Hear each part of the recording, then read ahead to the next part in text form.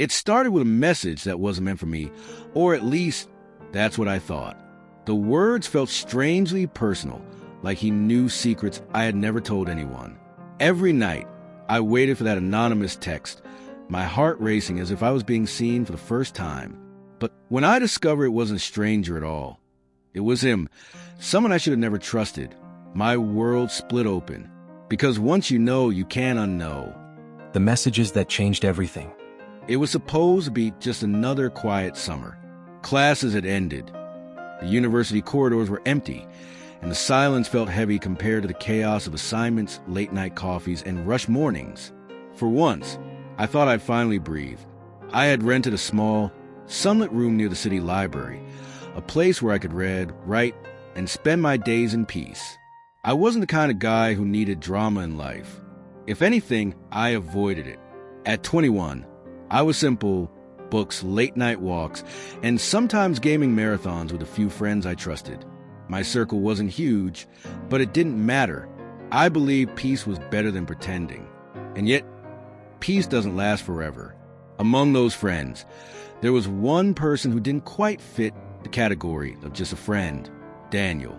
He wasn't my best friend, not exactly, but he was around often enough to matter. He was my ex's brother. We met a couple years back, when I dated his younger brother, Adam. Things didn't work out between me and Adam. He was wild, free, always searching for something else. I was steady, quiet, and grounded. We broke up on decent terms, but it left behind a strange thread that tied me to Daniel. Daniel was nothing like Adam. He was older, 25, calm, sharp-eyed. He had this energy that filled a room without him even trying. He spoke less, but when he did, it mattered. And although I told myself we weren't close, I found myself noticing him more than I should. The way he leaned against the wall with his arms crossed, quietly listening while everyone else spoke. The way his laughter was rare but real, like you'd done something genuinely clever to earn it. He wasn't supposed to matter, but he did. Still, nothing had ever crossed a line. Our relationship was distant, respectful, and unspoken. Sometimes he'd ask about my classes, about writing, about books. Sometimes we'd share a look when Adam was being loud and chaotic. That was it. Or at least, that's what I thought. The first message. It happened one night. I had just finished scrolling through endless memes, half asleep, when a new message buzzed on my phone. Unknown number. I know you better than you think. I blinked at the screen. My first thought? Spam. Some weird prank. But then another message followed. You always sit by the window when it rains, like you're waiting for something that never comes. My heart stalled. That was oddly specific. Too specific. I sat up in bed, rereading it over and over. No one really noticed small things like that about me. Not even Adam when we were together. So, who the hell was this? I didn't reply at first. I just stared. A mix of fear and curiosity tangled in my stomach. Then another buzz. Don't be scared. Sometimes it's easier to talk when you're not seen. I don't know why, but those words settled in me. They didn't feel like a threat. They felt safe. Like someone understood the quiet parts of me I usually hid. So I replied, "Who is this?" But no answer came that night. The routine disrupted. Over the next week, the messages continued. Always late at night, always from that same unknown number. You always order the same coffee, black, no sugar, even though you hate how bitter it is. You just don't like sweetness. You pretend you don't care when people cancel plans, but it hurts. You just don't show it. You laugh quieter when you're nervous, like you don't want people to notice. It was unnerving. Whoever this was, they knew me. They saw me in ways that felt impossible. But against my better judgment, I began waiting for those texts. My day would feel incomplete without them. Who was it? A classmate? A stranger? Someone spying? The questions swirled in my head, but each night I still replied. Our conversations grew longer, deeper, more personal. I told the stranger things I hadn't told anyone. And the worst part? It felt good. Like finally, someone was watching me not to judge, but to understand. Subtle shifts. Of course, I didn't tell anyone about the messages. It felt like a secret world, one I wasn't ready to share. But in real life, something else began shifting, my awareness of Daniel. I noticed the way his eyes lingered on me during group gatherings. I noticed how he seemed to know little details, like when I skipped meals when I was tired, when I was pretending I was fine. And slowly, a question began whispering at the back of my mind. Could it be him? The thought was absurd. Daniel wasn't the type to play games. He was straightforward, serious. If he wanted to talk to me, wouldn't he just talk? Still, I couldn't shake it. The way the anonymous messages felt matched the way Daniel looked at me. Quiet, observant, patient. But I told myself I was imagining it, that I was desperate to connect dots that weren't there. A hint of change. The turning point came during a simple evening. We were all at Adam's place, a small get-together. Music was low, drinks were out, everyone was scattered between the living room and kitchen. I stepped out onto the balcony to get some air, and a moment later, Daniel joined me. Silence stretched between us, comfortable but charged. He leaned on the railing, close enough that our arms almost touched. "Quiet tonight," he said, his voice low. "Yeah," I replied, my throat dry. We didn't say much else.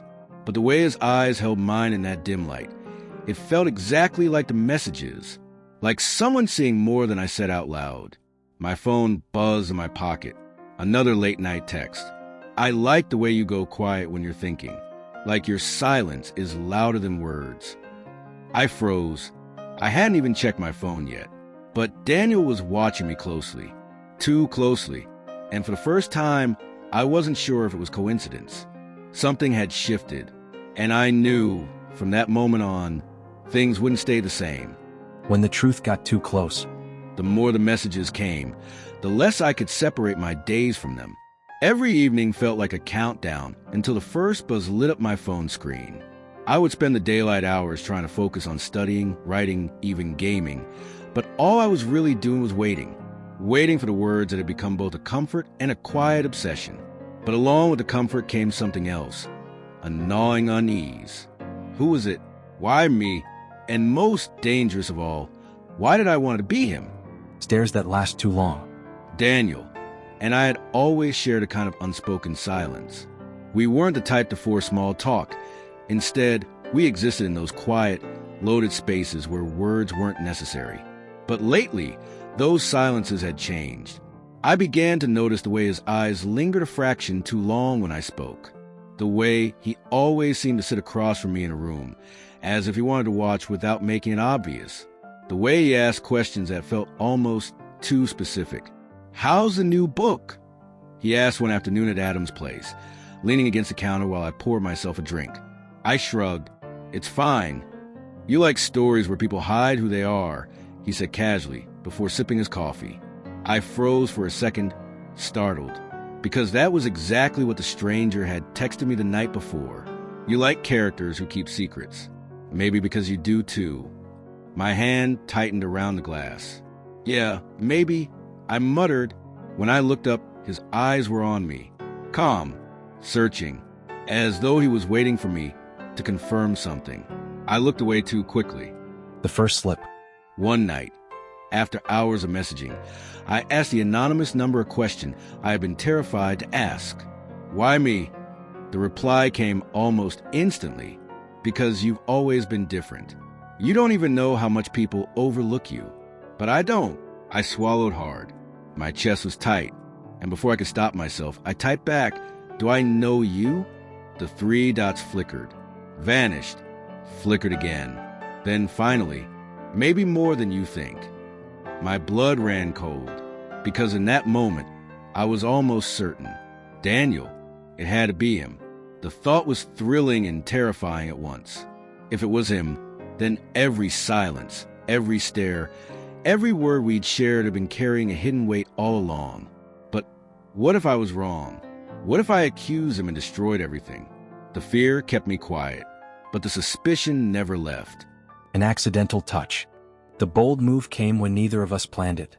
It was late again, another casual night at Adam's place. The others had gone into the living room to watch a movie, but I stayed behind in the kitchen, rinsing a glass. Daniel walked in, brushing past me to grab something from the fridge. His arm grazed mine. Just a touch. But it lingered just a second too long. I turned to look at him. His eyes held mine, steady and unflinching. For a moment, it felt like the air itself had stopped. Then he pulled back, muttering, "Sorry?" But the way his voice cracked on that single word told me it wasn't just an accident. That night, when I checked my phone, the message waiting for me made my heart stop. "You're even warmer than I imagined." I dropped the phone onto my bed, my hands shaking. My chest was on fire. I wanted to deny it. Pretend it wasn't happening. Pretend I wasn't hoping it was him. But denial was impossible now. Shame and thrill. From that night on, every encounter with Daniel was charged with invisible electricity. When he passed me a plate at dinner, our fingers brushed longer than they should. When we sat in the same room, I could feel his gaze even when I wasn't looking. When I laughed at something Adam said, I felt Daniel watching, not the joke, but me. It was intoxicating. And it was wrong. I wasn't supposed to feel this. Not with him. Not with my ex's brother. The shame of it pressed heavy against my chest. But the thrill, that dangerous pulse of possibility, kept me from pulling away. Each message I got made it worse. I wish I could tell you it's me. Do you ever think about me the way I think about you? Sometimes I wonder what would happen if you just let go. I'd stare at the words until my vision blurred. My thumbs hover over the keyboard, desperate to respond. Terrified to confirm what we both already knew. Almost caught. The fear of being seen made everything sharper. One evening, Adam invited a bunch of friends over. The apartment was crowded, voices overlapping, music pulsing from a speaker. I tried to blend into the background, as usual, but Daniel didn't let me. He found me in the hallway, leaning close as he spoke. Too close. My back brushed the wall, his arm resting above me as though he was casually holding the frame. But it felt like something else entirely. Our shoulders touched. Our breaths mingled. And then Adam's voice called from the living room. "Hey, you guys coming?" We sprang apart like guilty teenagers. My heart was racing so fast, I was sure Daniel could hear it. When I glanced back at him, his jaw was tight, his eyes darker than usual. That night, the anonymous message read, "Do you know how close we were to being caught?" I slammed my phone down, my whole body trembling. A dangerous question. The tension kept building until it finally broke through words. It was another late night, just the two of us. Adam had gone out, leaving us alone in the apartment. We sat across from each other, a game playing on the TV that neither of us was really watching. Daniel leaned forward, elbows on his knees. His voice was low when he spoke. "Do you ever feel like some things are meant to happen, even if they're wrong?" My throat went dry. "Why are you asking me that?" His eyes held mine, steady, heavy, just curious. I wanted to deny it, to pretend I didn't understand. But the truth was sitting between us, undeniable. "Yes." I whispered before I could stop myself. The silence that followed was the loudest of all. And for the first time, I didn't know if I was more scared of what would happen next, or of what would happen if nothing did. The night the mask fell. The night it happened, the air felt strange, like even the silence was waiting for something. Adam had gone out again, leaving the apartment unnaturally still. Just me, just him, Daniel. We sat opposite ends of the couch, the TV glowing with some half-forgotten movie neither of us was watching. The sound was low, a meaningless background hum. What mattered was the space between us, the way it pulsed like a heartbeat. My phone buzzed. I glanced down. The anonymous number. "You look better in this light." Softer. My chest tightened. Slowly, deliberately, I raised my eyes. Daniel wasn't looking at the TV. He was looking at me. For too long. For too sure. I swallowed. My palms were damp. My pulse hammered against my ribs. "Daniel," I whispered before I could stop myself. His head tilted. "Yeah." I hesitated. The words tangled in my throat. "Dude, you have something to tell me?" A flicker passed through his eyes. Too quick. Too small. But I caught it. "Like what?" His voice was calm. Too calm. I shoved the phone into my pocket. "Forget it." But he didn't look away. Minutes dragged. The tension grew unbearable. Finally, Daniel spoke. "You've been different lately." I forced a laugh, brittle. So have you. He leaned forward, elbows on his knees, eyes locked on mine. What are you afraid of? The question sliced through me. I shook my head. Nothing. Liar. The word was soft, but it landed like a blow. I clenched my fists. My voice came out rough. Why are you doing this? His jaw flexed. Because I can't stop. The silence after that was unbearable. Finally, I pulled my phone out and shoved it toward him, the screen glowing with the latest message. Say it's not you, I demanded, my voice shaking. Just say it. Daniel didn't look at the phone. He looked at me. His face was unreadable. I can't. The world tilted. I felt my stomach drop, like missing a step in the dark. I whispered, It was you? All this time? His throat bobbed as he swallowed. Yes. I stood, backing away, my chest heaving. You're Adam's brother. You, God, you played me. He rose too, closing the distance slowly. Carefully. No, I wanted to tell you, but I couldn't. His voice cracked. I didn't know how. I thought if I came as myself, you'd push me away. I needed to know if you could feel it too. His words tangled inside me, wrong, dangerous, but frighteningly close to everything I'd secretly felt. I shook my head, muttering, This is insane. This is wrong. Daniel stepped closer. Then why aren't you walking away? My back hit the wall. He was inches away now, his breath brushing mine. His eyes searched me, desperate, pleading. Tell me to stop, he whispered. My lips parted, but no sound came. My body betrayed me, leaning toward him instead of away. His hand lifted, fingers trembling as they brushed against my jaw. The smallest touch, but it shattered me. I gasped, Daniel, say it, he breathed. Say you don't feel it. But I couldn't, because I did. He closed the space. His lips brushed mine, hesitant, trembling, like a secret too heavy to hold anymore. The world dissolved. The TV, the silence, even the guilt. All of it vanished in that single, forbidden moment. It was wrong. It was reckless. But it was real. I kissed him back. For one heartbeat. I let myself drown in it. The warmth, the relief, the terrifying thrill of finally touching what I had only imagined.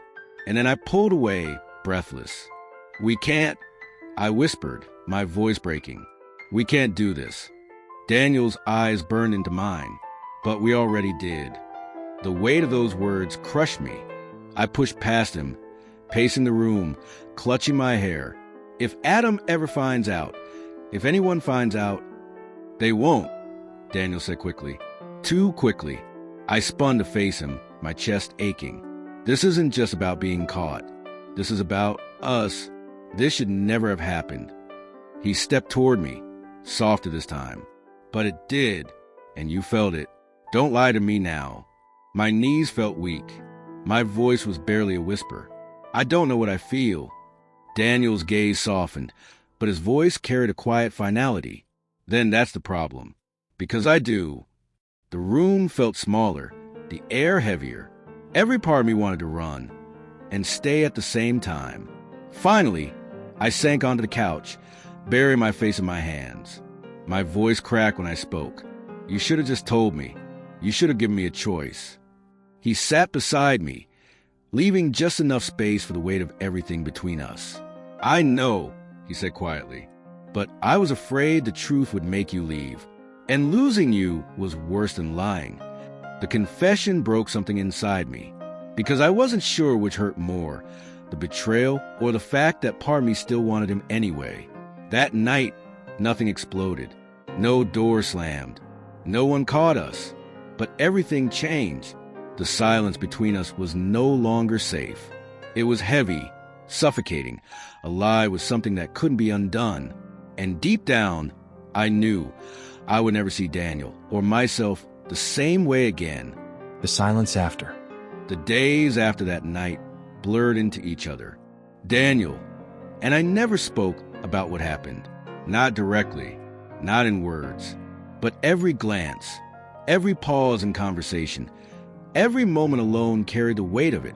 I avoided him when I could, And when I couldn't, I kept my answers short, my eyes elsewhere. It was easier to pretend, easier to let silence do the talking. But silence didn't erase the memory. Sometimes, late at night, I'd hear his footsteps pacing the room next door, and I wondered if he was replaying it too. The messages, the confession, the kiss. We didn't tell Adam. Of course we didn't. It became the kind of secret that lodges itself in your chest like glass. You can't pull out without bleeding, so you learn to live around it. There was regret. Yes, a heavy, suffocating regret that clung to everything I did. But there was something else too, something harder to admit. A quiet longing, a part of me that couldn't forget the way it felt, even when I wanted to. Some things can't be undone. We moved on, or at least that's what it looked like from the outside. But deep down, I knew we had crossed a line we could never uncross. And no matter how carefully I tried to bury it, a piece of me would always remember Daniel's voice that night, whispering words I could never unhear. Because I can't stop. What's the one word that describes how the story made you feel? Exposed, confused, seen, heartbroken. Comment it below. I really want to know. And if you've ever had an experience that felt like a secret you couldn't tell anyone, share in the comments. You never know who might relate, because the story may be over, but the next one, it's darker. He knocked on my door at midnight, and when I opened it, everything changed.